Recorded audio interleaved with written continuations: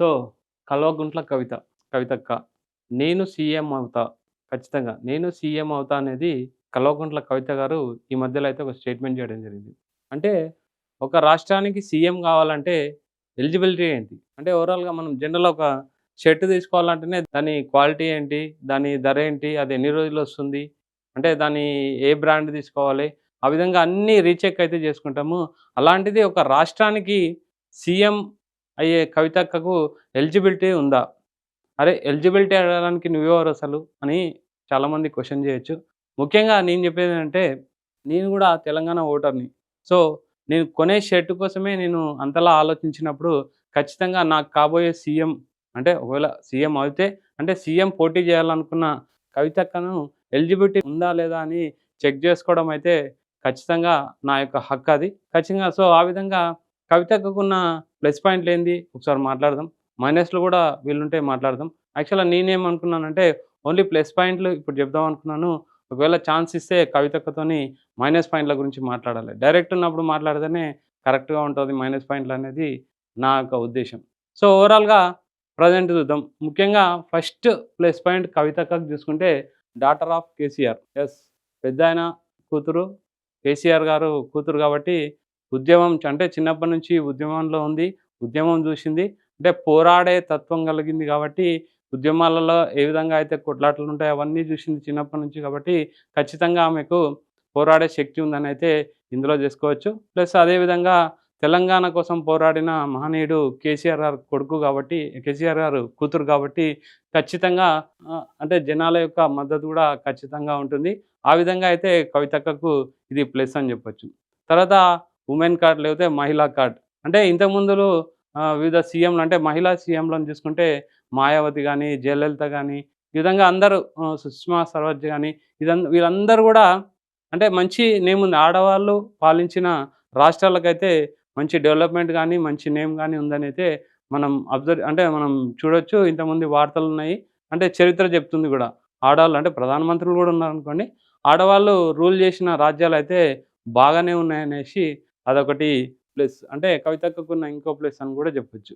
తర్వాత ఇంకో ప్లస్ ఏంటి కవితక్కకు అనంటే చూసుకుంటే జాగృతికి సంబంధించిన ఒక అంటే బతుకమ్మ బ్రాండ్‌ని ఇంటర్నేషనల్ లెవెల్‌లో తీసుకుపోయింది. అంటే ఒక తెలంగాణ మూవ్‌మెంట్‌లో బతుకమ్మ అనేది ఎంత ఇంపార్టెంటో ఖచ్చితంగా చెప్పొచ్చు. అలాంటి బతుకమ్మనైతే ఖచ్చితంగా ఇంటర్నేషనల్ లెవెల్‌లో ఒక బ్రాండ్‌కి తీసుకెళ్ళింది. డిస్ట్రిక్ట్‌లు తిరగడం గానీ, ఉద్యమం టైంలో, ఉద్యమం తర్వాత గూడా డిస్ట్రిక్ట్‌లు తిరగడం, ఊరూరా తిరగడం, అన్ని డిస్ట్రిక్ట్‌లు కవర్ చేసి టీఆర్ఎస్ ఒక అధికారంలో రానికి గూడా కవితక్క ఒక 10% అయితే కారణమని అయితే ఎక్స్‌పర్ట్‌లు గానీ, మేధావులు గానీ ఖచ్చితంగా చెప్తుంటారు. సో, ఆ విధంగా కవితక్కకు ఇంకో ప్లస్ పాయింట్ ఏందంటే, ఈ విధంగా బతుకమ్మను ఒక బ్రాండ్ అంబాసిడర్ తీసుకొచ్చిన ఘనత అయితే జాగృతికి గానీ, కవితక్కకి గానీ ఖచ్చితంగా ఉందని చెప్తారు. ఇంకా కవితక్కకు అంటే ఇంకా ప్లస్ పాయింట్లు ఏమన్నా ఆలోచిస్తే ప్రజెంట్ కేటీఆర్‌కి సంబంధించిన సోదరి. అటు ఉద్యమాలలో బాగా ఇంతకుముందు మనం చెప్పినట్టు ఉద్యమంలో బాగా పోరాడింది. అదొక ప్లస్సు. తర్వాత ఒకసారి ఎంపీగా చేసింది. తర్వాత ఎమ్మెల్సీగా చేసింది. అంటే అడ్మినిస్ట్రేషన్ మీద ఒక అవగాహన ఉంది. ఆల్రెడీ వాళ్ళ నాన్న సీఎం ఉన్నప్పుడు ఖచ్చితంగా అడ్మినిస్ట్రేషన్‌లో ఏం జరుగుతదనేది గూడా ఒక అవగాహన ఉంది.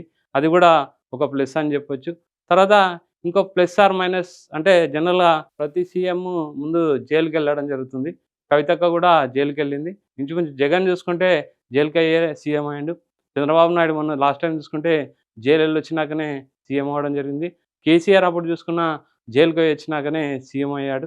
సో, ఈ విధంగా అయితే అది ప్లస్సా? మైనస్సా తెలవదు. అయితే సెంటిమెంటల్ అంటే రాజకీయ పొలిటికల్ ఆస్ట్రాలజీ ప్రకారం అయితే కవితక్కకు ఇది గూడా ప్లస్ అని జెప్పాలి. అంటే ఒకసారి జైలుకి పోయి వచ్చింది కాబట్టి ఖచ్చితంగా సీఎం అవుతారని అయితే అంటే పొలిటికల్ ఆస్ట్రాలజిస్ట్ ఉంటారు గదా! వాళ్ళు గూడా చెప్పడం జరిగింది. ఓవరాల్‌గా కవితక్కకు చాలా ప్లస్‌లున్నాయి. సీఎం అయ్యే ఎలిజిబిలిటీ సీఎంని అంటే అందరిని కలుపుకొని పోతుందా? కొన్ని నెగెటివ్స్ గూడా ఉన్నాయి. ఆ నెగెటివ్స్ అనేది ఇప్పుడు ఎక్స్‌ప్లెయిన్ చేయడం కల్లా కవితక్క ముందలున్నప్పుడు డైరెక్ట్‌గా అడిగితే దాని నుంచి ఆన్సర్స్ బాగొస్తాయి. ఇప్పుడు చెప్తే అభిమానులు గానీ, వేరే వాళ్ళు గానీ ఖచ్చితంగా ఫీల్ అయితారు. అంటే నేను ఓవరాల్‌గా చెప్పేదేంటంటే సీఎం ఎలిజిబిలిటీ టెస్ట్ అనేది కవితక్కకు ఉందా? లేదా? అనేది ఒక చిన్న ఆలోచనొచ్చింది. ఈ రీసెంట్‌గా ఒక ఆర్టికల్స్ కూడా చదివినప్పుడు ఆ విధంగా ఒక మేధావి అయితే రాయడం జరిగింది. ఆమెకున్న ప్లస్‌లేంది, మైనస్‌లేంది. కాకపోతే నేను మైనస్‌లు తీసుకురాలేదు. ఎందుకు కవితకి అవకాశం ఇస్తే ఖచ్చితంగా మైనస్‌లో ఆమె డైరెక్ట్‌గా అడుగుతాననేసి ఒక ఉద్దేశ్యంతోనైతే ప్రెజెంట్ ఓన్లీ ప్లస్‌ల గురించైతే మాట్లాడడం జరిగింది. సో, ఓవరాల్‌గా అంటే పార్టీ అయితే కొత్త రాజకీయ పార్టీగా వస్తున్నాం. 25 ఏప్రిల్ 2026 రోజైతే ప్రకటించడం జరిగింది. అది బీఆర్ఎస్ ఉంటుందా? టీఆర్ఎస్ అని ఉంటదా? ఏముంటదో చూడాలి. మళ్ళీ టీఆర్ఎస్ వస్తే ఖచ్చితంగా బ్యాక్ టు పెవిలియన్ అన్నట్టు ఖచ్చితంగా వాళ్ళు గెలుస్తారనైతే చాలామంది ఇంతకుముందే చాలామంది అభిమానులైతే అభిప్రాయపడుతున్నారు. సో, టీఆర్ఎస్‌గా పేరు పెడితే తిరిగి బీఆర్ఎస్ వాళ్ళందరూ టీఆర్ఎస్‌కొస్తారా? మద్దతు ఇస్తారా? ఇవ్వరా? అనేది చూడాలి. ఓవరాల్‌గా కవితక్క సీఎం ఎలిజిబిలిటీ టెస్ట్ అనేది ఓకే అని నేను అనుకుంటున్నాను. కాకపోతే నెగెటివ్ పాయింట్స్ కూడా ఉన్నాయి. ఆ నెగెటివ్ పాయింట్స్ ఏంటనేది మనం డైరెక్ట్ కవితకి ఎప్పుడన్నా అవకాశం ఇచ్చినప్పుడు పల్లవి టీవీకి ఖచ్చితంగా మనం అడిగి తెలుసుకుందాం. సో, ఆ విధంగా అయితే ప్రెజెంట్ ఈరోజు కవితక్క ఎలిజిబిలిటీ టెస్ట్ జరిగింది. తర్వాత నెక్స్ట్ కేటీఆర్. అంటే కవితక్కనే సీఎం అవుతుందంటే నెక్స్ట్ సీఎం రేస్‌లో ఉన్నది కేటీఆర్ గారు. ఆ కేటీఆర్ గారు కూడా సీఎం ఎలిజిబిలిటీ టెస్ట్ ఏందనేది తర్వాత ఎపిసోడ్‌లో ఖచ్చితంగా చూద్దాం.